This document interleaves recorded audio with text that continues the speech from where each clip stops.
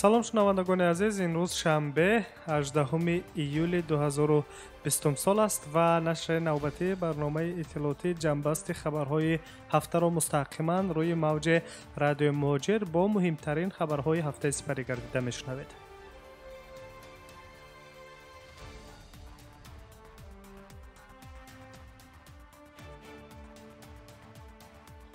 طبق اطلاع خدمات مطبوعات امبودسمن اوید به حقوق انسان در ولایت سمرا وضع مهاجران در سرحد روسیه به پرگی حل خود را یافته است.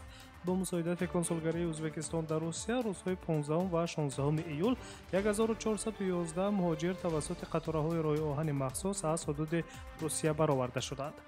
تا به حالت صبح روز 17 ایول 750 مهاجر دیگر در مرز باقی ماندند که از این شماره 619 نفر شهروند ازبکستان و 131 نفر شهروند تاجیکستان میباشند. گفته می شود در خبر. علاوه می‌گردد که شهروندان ازبکستان و تاجیکستان در سرحد روسیه از شهرهای مسکو، سنت پترزبورگ، نیژنی نوگورود و دیگر منطقه‌ها آمده جمع شدند.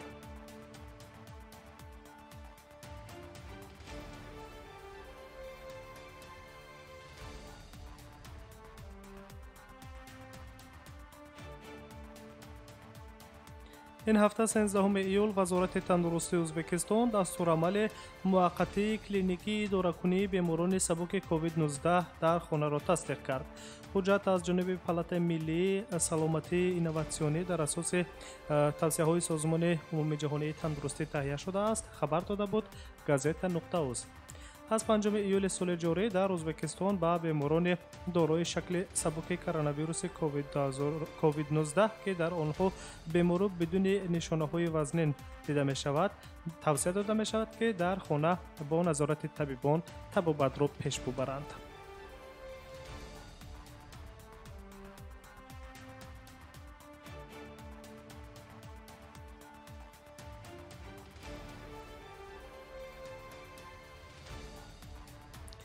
محققان دانشگاه مونپلی فرانسه کرم را محصولاتی نامیدند که میتواند کرونا ویروس شدید نو را بکشد. با گفته کارشناسان در کشورهایی که کرم خیلی معمول است نسبت به دیگر دولت‌ها شماره کمترین بیماران از کرونا ویروس وفات کردند.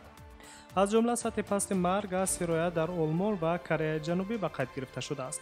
محققان تاکید میکنند که کرم دارای ماده‌هایی میباشد که به جریان شدید کرونا ویروس خلل میرساند.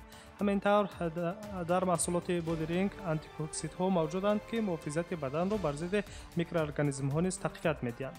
قبلا عالمان از یونان قدیمترین دارویی را کشف کردند که میتواند کرونا ویروس را برطرف سازد. این کالخلیسن داروی ضد التهاب شوشی میباشد که آن برای تبابت بیماری‌های شوشی دو طرفه در چند عصر پیش نیز استفاده می شده است.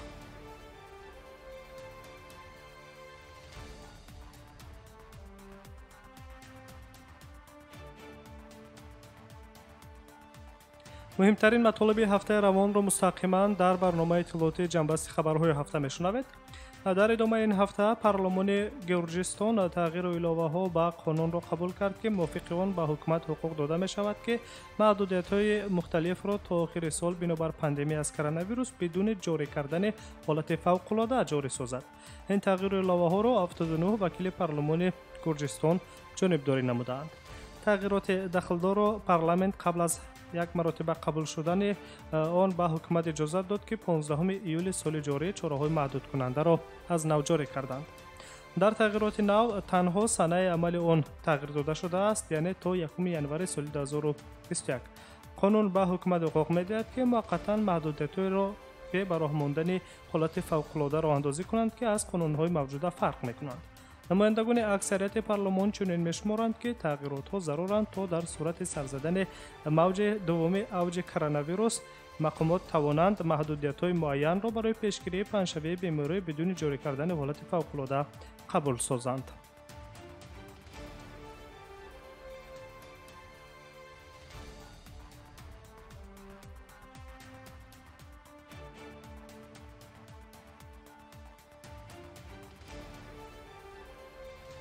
جنبستی خبرهای هفته را مستقیما ادامه می‌دهیم و از روسیه به گرجستان برمیگردیم.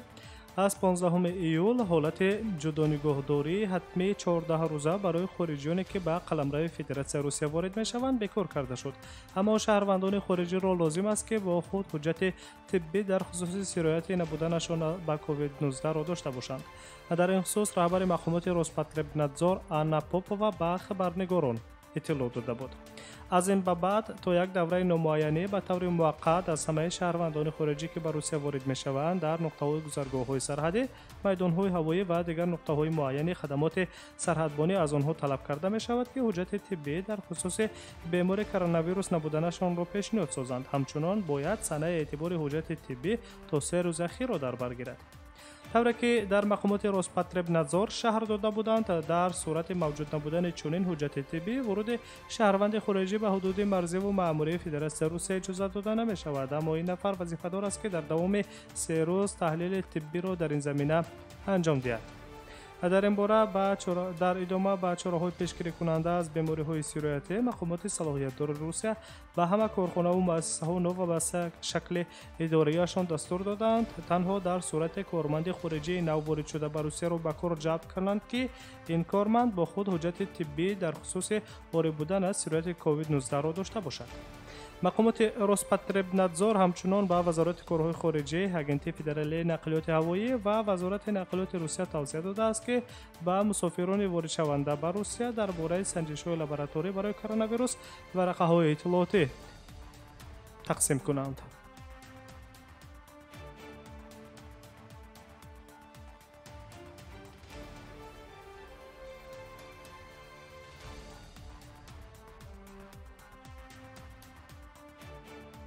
хабарҳоро идома медиҳем. ҷамъияти ҳилолии аҳмар ҳушдор додааст ки дар сурати аз ҳад зиёд авҷ гирифтани бемории коронавирус ва чораҳои муассир наандешидан дар самти пешгирӣ ва табобати он дар Афғонистон ин вабо фалокат хоҳад овард буд. ташкилоти байналмилалии кӯмакрасони ҳилолии аҳмар хабар медиҳад ки шароити нигоҳдорию табобати беморони гирифтори коронавирус дар баъзе аз минтақаҳои Афғонистон нигаронкунанда аст. ҷамъияти ҳилолии аҳмар дар эъломияи ин ҳафта рӯзи сешанбе гуфта буд ки Афғонистон дар арафаи эҳтимолияти офатҳои тиббии, иҷтимоӣ ва иқтисодӣ қарор дорад ки аз ҷониби COVID-19 ба вуҷуд омадаанд, зеро ин беморӣ ба яке аз 10 кишвари осебпазир ва фақиртарини ҷаҳон таъсири худро сахттар расондааст. طبق آخرین معلومات رسمی در افغانستان تقریباً 35,000 نفر به مبتلای کرونا شدند. موافق معلومات سازمان جهانی بهداشت در افغانستان به هر 3500 نفر اهالی یک دکتر راست می‌آید که کمتر از 5 میلیون اهالی جهان میباشد.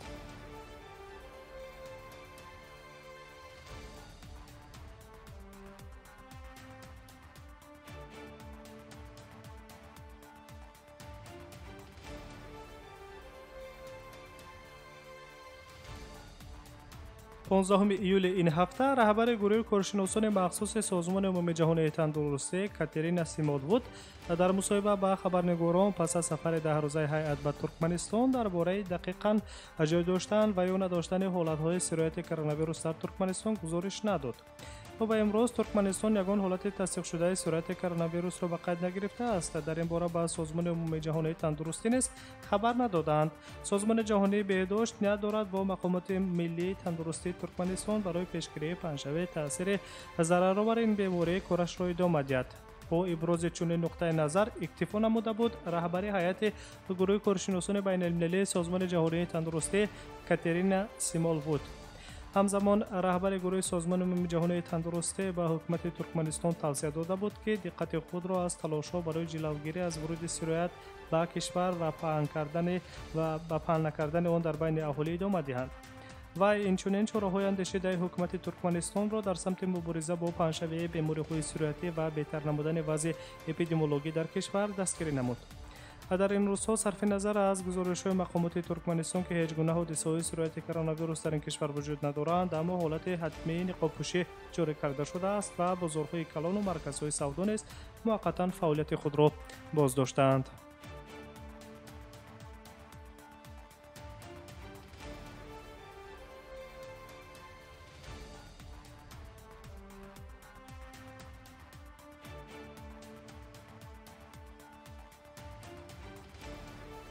از ترکمنستان به اسپانیا میرویم. مقامات اندلوسیای یک ولایت مختار اسپانیا برای استفاده نکردن نقاب در جایهای جمعیتی جریمه تعیین کردند. در این باره ابیس اندلوسیا خبر داده بود.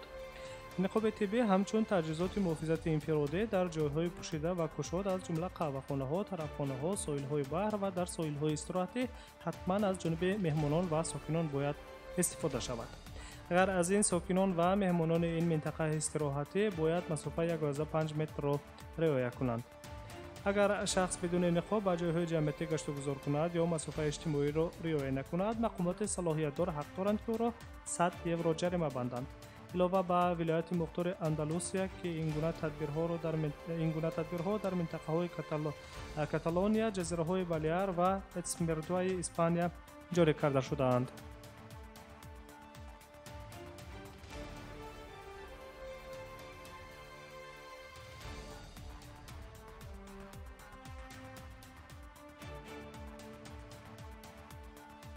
جنبسته خبرهای هفته رو مستقیما میشنوید و نظر به ازبکستان میکنیم. آخر این هفته پرزیدنت جمهوری ازبکستان شوکت میرزیویف با رئیس شهر توشکند جهانگیر اورتخوجایف و وزیر تندرستی ازبکستان علیشیر شودمانوف برای تشکیل نامطلوب کارها اید به پیشگیری پنجشنبه کرونا ویروس تنبیه اعلام کرده بود. در توشکند و ولایت توشکند به گفته پرزیدنت، حاکمان و راهبران بخش‌ها حالت واقعی را نامختند و نمیفهمند، وضع واقعی مؤسسه‌های طبی را نمیدانند و برای پیشگیری و محافظت اهالی از ویروس مسئولیت پورا بر دوش ندارند. در جهت تبابت سریع و درستی بیماران کارهای باثمر انجام نمیدهند. طوری که در خبر از قبل شوکت میرزیویف نوشته شده است، وزارت تندرستی در یک ماه اخیر استراتژی و روند تبابت کرونا ویروس را بیان کرد. عملیه طبی با نظر داشته وضع موجودات تغییر نیافت. در توشکند تشخیصگاه‌ها و داروهای ضروری نمی‌رسند. در داروخانه‌ها نرخ داروهای ضد ویروسی یک چند مرتبه بلندتر شده است.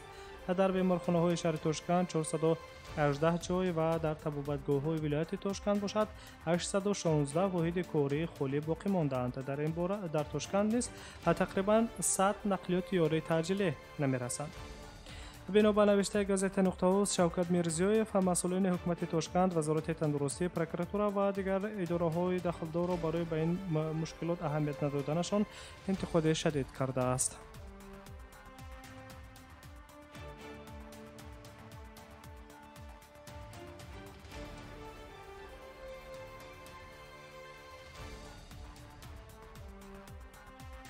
سناتوران ایالات متحده آمریکا موضوع قطع کردن برنامه تیک توک را بررسی خواهند کرد. یکی از منعقدان ارشده برنامه تیک توک سناتور جمهوری خواه از ایالت میسوری جوش هاولی می باشد. در ماه مارس وی پیشنهاد کرده بود که به همه کارمندان حکومت استفاده برنامه تیک توک به طور رسمی قطع کرده شود، زیرا این شرکت با حکومت چین معلومات مبادله کرده است.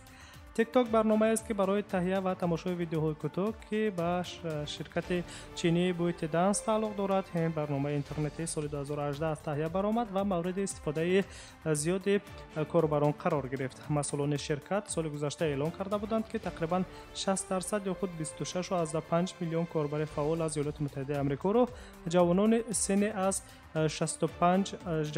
از 16 تا 24 ساله در بر میگیرد. در اوایل ماه ایول پرزیدنت ایالات متحده آمریکا دونالد ترامپ اعلام داشت که کاخ سفید استفاده منع تیک توک و برنامه‌های چینی را در آمریکا بررسی می‌کند. یادداشت می‌شویم که در برابر ایالات متحده آمریکا مقامات‌های داخلدار کره نیز روند فعالیت برنامه چینی تیک توک ناراضگی بیان کردند. خصوصاً کمیسیون علاقه جمهوری کره برنامه تیک توک را 186 میلیون وون یا خود تقریباً $155,000 جریمه بست. کمیسیون علاقه چنین تصمیم خود را در جمع‌آوری معلومات کاربران نابالغ از جانب برنامه چینی تیک توک منعکس کرده است.